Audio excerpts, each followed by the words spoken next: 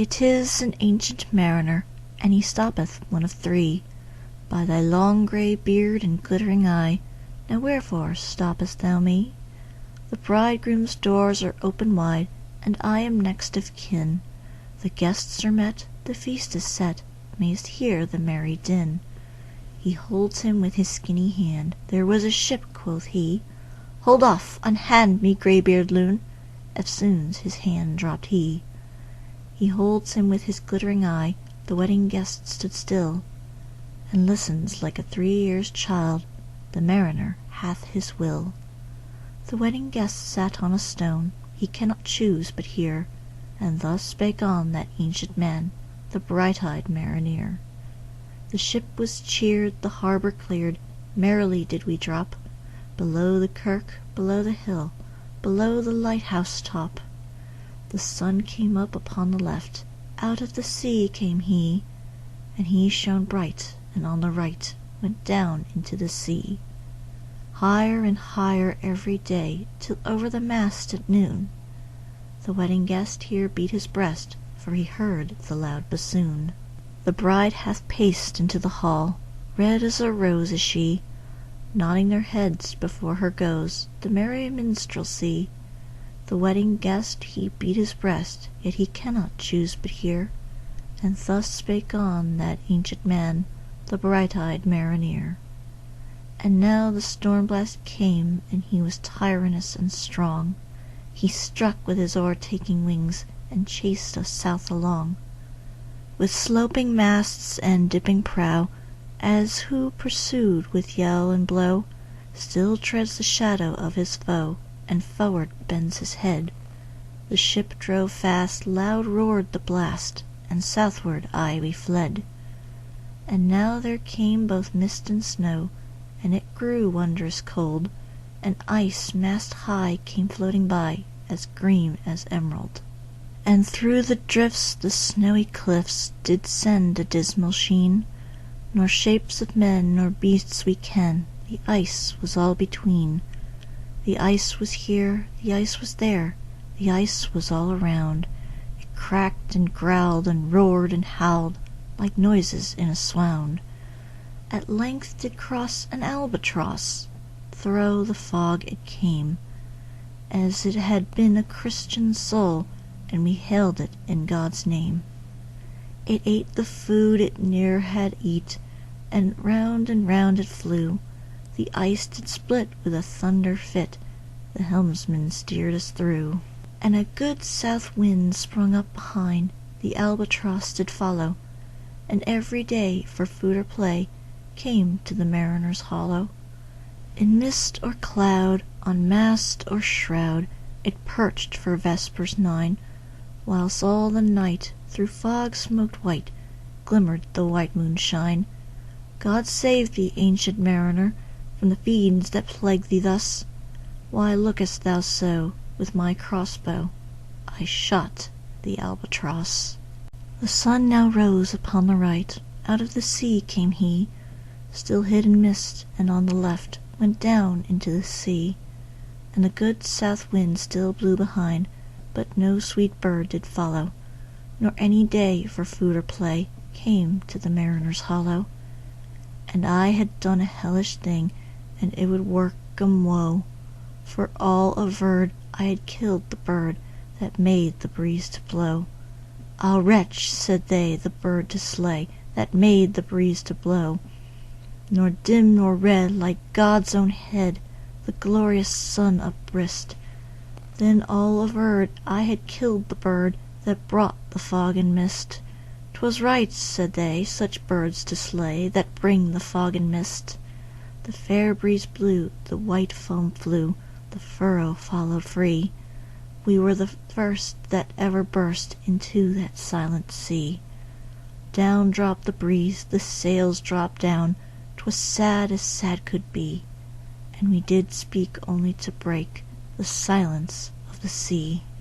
All in a hot and copper sky, the bloody sun at noon, right up above the mast did stand, no bigger than the moon. Day after day, day after day, we stuck, nor breath nor motion, as idle as a painted ship upon a painted ocean. Water, water everywhere, and all the boards did shrink. Water, water everywhere, nor any drop to drink. The very deep did rot, O Christ, that ever this should be.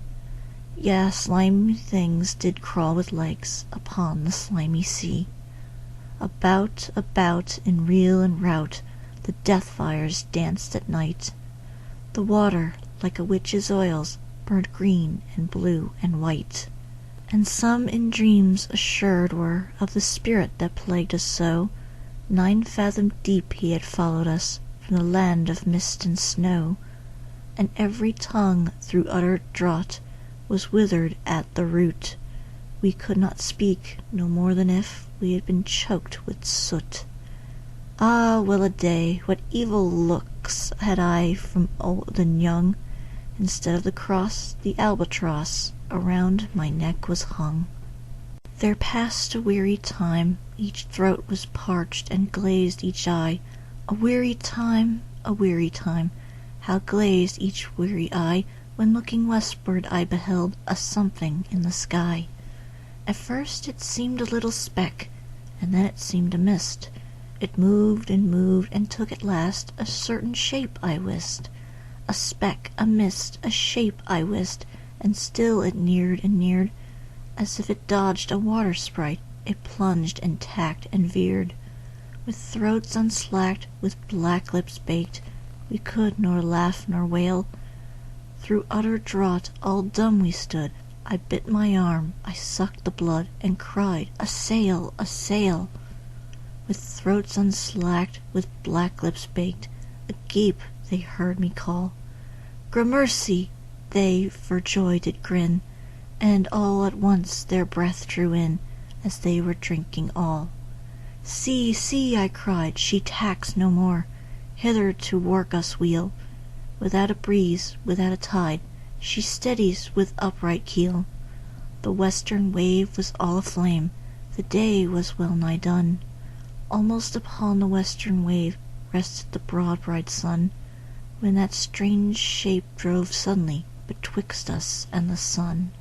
And straight the sun was flecked with bars. Heaven's mother send us grace! As if through a dungeon grate he peered, with broad and burning face. Alas, thought I, and my heart beat loud, how fast she nears and nears. Are those her sails that glance in the sun like restless gossamers? Are those her ribs through which the sun did peer as through a grate? And is that woman all her crew? Is that a death? And are there two? Is death that woman's mate? Her lips were red, her looks were free, her locks were yellow as gold, her skin was as white as leprosy. The nightmare life in death was she, who thicks man's blood with cold. The naked hulk alongside came, and the twain were casting dice. "The game is done, I've won, I've won," quoth she, and whistles thrice. The sun's rim dips, the stars rush out. At one stride comes the dark, with far-heard whisper o'er the sea. Off shot the spectre bark. We listened and looked sideways up. Fear at my heart as at a cup my life-blood seemed to sip. The stars were dim and thick the night. The steersman's face by his lamp gleamed white.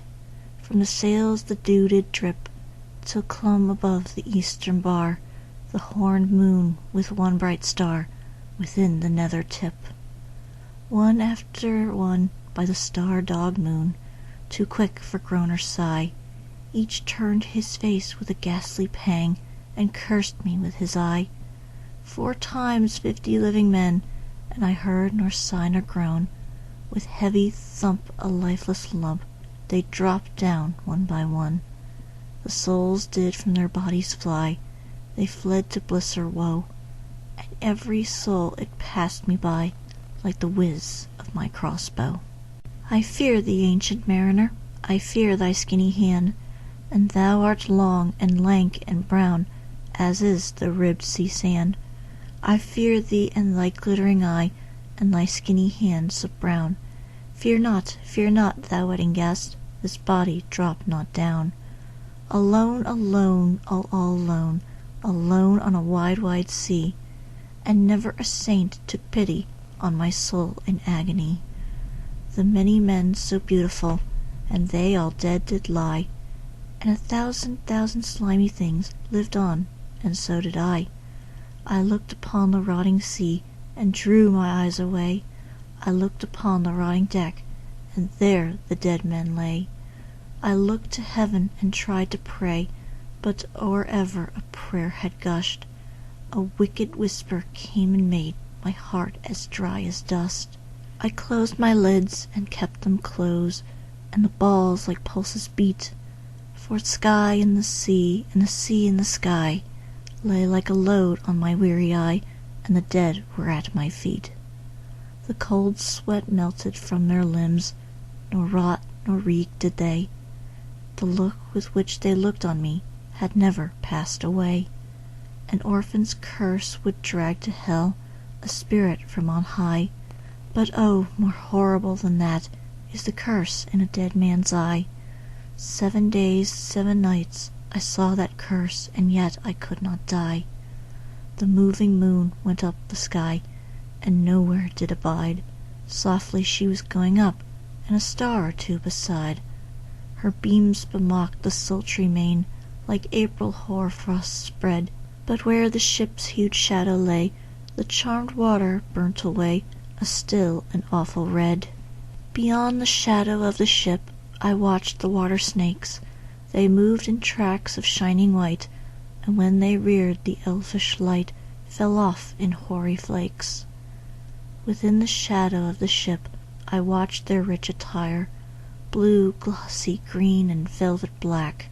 They coiled and swam, and every track was a flash of golden fire. O happy living things, no tongue their beauty might declare. A spring of love gushed from my heart, and I blessed them unaware.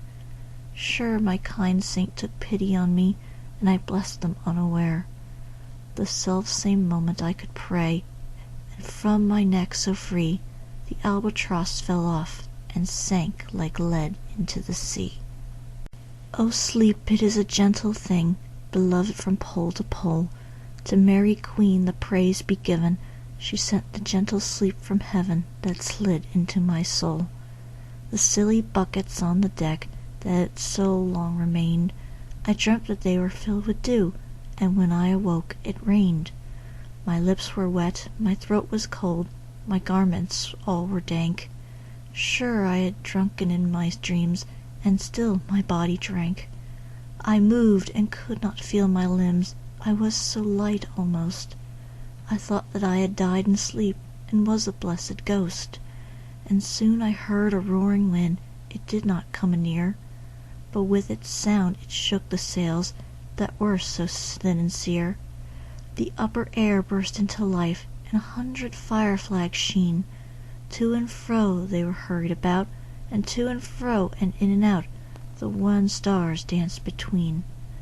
And the coming wind did roar more loud, and the sails did sigh like sedge, and the rain poured down from one black cloud, the moon was at its edge.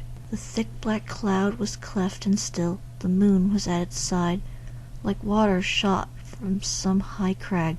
The lightning fell with never a jag, a river steep and wide. The loud wind never reached the ship, yet now the ship moved on. Beneath the lightning and the moon the dead men gave a groan. They groaned, they stirred, they all uprose, nor spake nor moved their eyes. It had been strange even in a dream to have seen those dead men rise.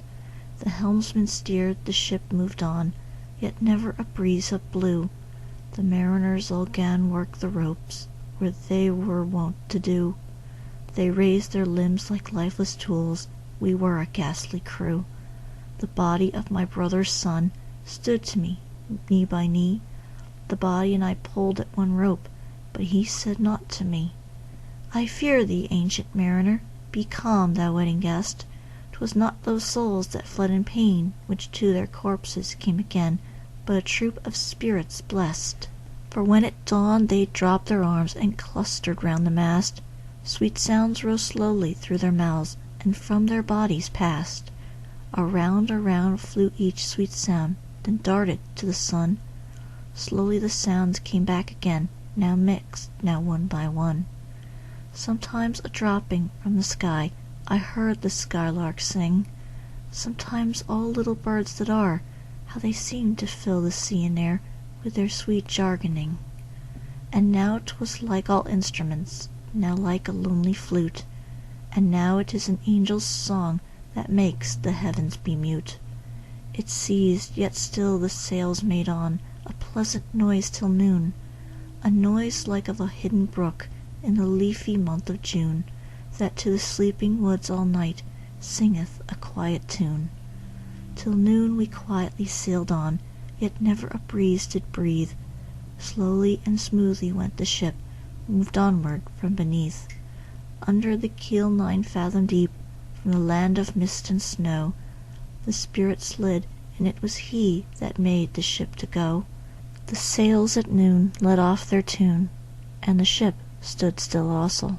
The sun, right up above the mast, had fixed her to the ocean, but in a minute she 'gan stir, with a short uneasy motion, backwards and forwards half her length with a short uneasy motion.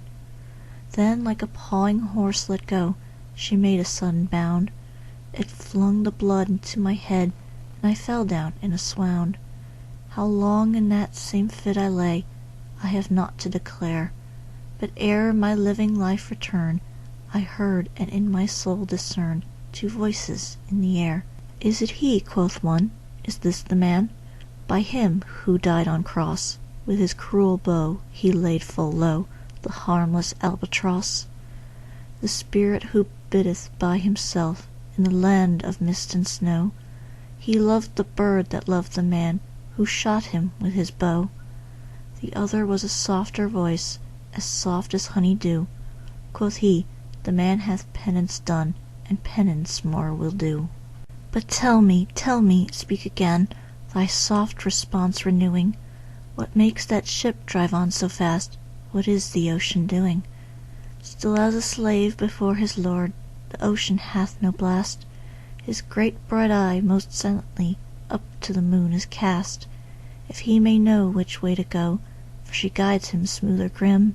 See, brother, see, how graciously she looketh down on him. But what drives on that ship so fast, without or wave or wind? The air is cut away before, and closes from behind. Fly, brother, fly, more high, or we shall be belated.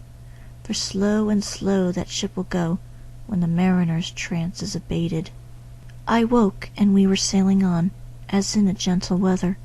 'Twas night, calm night, the moon was high, the dead men stood together. All stood together on the deck, for a charnel dungeon fitter. All fixed on me their stony eyes, that in the moon did glitter. The pang, the curse, with which they died, had never passed away. I could not draw my eyes from theirs, nor turn them up to pray. And now this spell was snapped once more, I viewed the ocean green, and looked far forth, yet little saw of what had else been seen. Like one that on a lonesome road doth walk in fear and dread, and having once turned round walks on, and turns no more his head, because he knows a frightful fiend doth close behind him tread. But soon there breathed a wind on me, nor sound nor motion made. Its path was not upon the sea, in ripple or in shade. It raised my hair, it fanned my cheek, like a meadow gale of spring. It mingled strangely with my fears, yet it felt like a welcoming. Swiftly, swiftly flew the ship, yet she sailed softly too. Sweetly, sweetly blew the breeze, on me alone it blew. Oh, dream of joy, is this indeed the lighthouse top I see? Is this the hill? Is this the kirk? Is this mine own country? We drifted o'er the harbour bar, and I with sobs did pray, oh, let me be awake, my God, or let me sleep alway. The harbour bay was clear as glass, so smoothly it was strewn, and on the bay the moonlight lay, and the shadow of the moon. The rock shone bright, the kirk no less, that stands above the rock, the moonlight steeped in silentness, the steady weathercock. And the bay was white with silent light, till rising from the same, full many shapes that shadows were, in crimson colours came. A little distance from the prow those crimson shadows were. I turned my eyes upon the deck. O Christ, what saw I there? Each corse lay flat, lifeless and flat, and by the holy rood a man all light, a seraph man, on every corse there stood. This seraph band each waved his hand, it was a heavenly sight. They stood as signals to the land, each one a lovely light. This seraph band each waved his hand, no voice did they impart, no voice, but oh, the silence sank like music on my heart. But soon I heard the dash of oars, I heard the pilot's cheer. My head was turned perforce away, and I saw a boat appear. The pilot and the pilot's boy, I heard them coming fast. Dear Lord in heaven, it was a joy the dead men could not blast. I saw a third, I heard his voice, it is the hermit good. He singeth loud his godly hymns that he makes in the wood. He'll shrieve my soul, he'll wash away the albatross's blood. This hermit good lives in that wood which slopes down to the sea. How loudly his sweet voice he rears, he loves to talk with mariners that come from a far country. He kneels at morn and noon and eve, he hath a cushion plump. It is the moss that wholly hides the rotted old oak stump. The skiff boat neared, I heard them talk. Why, this is strange, I trow. Where are those lights, so many and fair, that signal made but now? Strange by my faith, the hermit said, and they answered not our cheer. The planks look warped, and see those sails, how thin they are and sere. I never saw aught like to them, unless perchance it were brown skeletons of leaves that lag my forest brook along, when the ivy tod is heavy with snow, and the owlet whoops to the wolf below that eats the she-wolf's young. Dear Lord, it hath a fiendish look, the pilot made reply. I am afeard, push on, said the hermit cheerily. The boat came closer to the ship, but I nor spake nor stirred. The boat came close beneath the ship, and straight a sound was heard. Under the water it rumbled on, still louder and more dread. It reached the ship, it split the bay, the ship went down like lead. Stunned by that loud and dreadful sound, which sky and ocean smote, like one that hath been 7 days drowned, my body lay afloat. But swift as dreams myself I found within the pilot's boat. Upon the whirl where sank the ship, the boat spun round and round, and all was still, save that the hill was telling of the sound. I moved my lips, the pilot shrieked, and fell down in a fit. The holy hermit raised his eyes, and prayed where he did sit. I took the oars, the pilot's boy, who now doth crazy go, laughed loud and long, and all the while his eyes went to and fro. Ha, ha, quoth he, full plain I see the devil knows how to row. And now all in my own country I stood on the firm land. The hermit stepped forth from the boat, and scarcely he could stand. O shrieve me, holy man, the hermit crossed his brow. Say quick, quoth he, I bid thee say, what manner of man art thou? Forthwith this frame of mine was wrenched with a woeful agony, which forced me to begin my tale, and then it left me free. Since then, at an uncertain hour, that agony returns, until my ghastly tale is told, this heart within me burns. I pass like night from land to land, I have strange power of speech. That moment that his face I see, I know the man that must hear me, to him my tale I teach. What loud uproar bursts from that door, the wedding guests are there, but in the garden bower the bride and bridesmaids singing are, and hark the little vesper bell, which biddeth me to prayer. O wedding guest, this soul hath been alone on a wide, wide sea. So lonely 'twas that God himself scarce seemed there to be.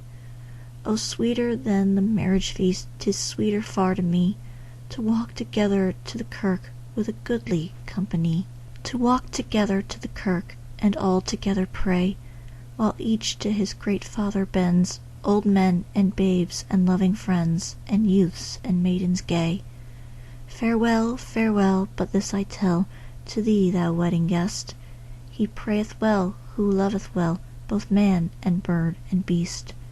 He prayeth best who loveth best all things both great and small, for the dear God who loveth us, he made and loveth all.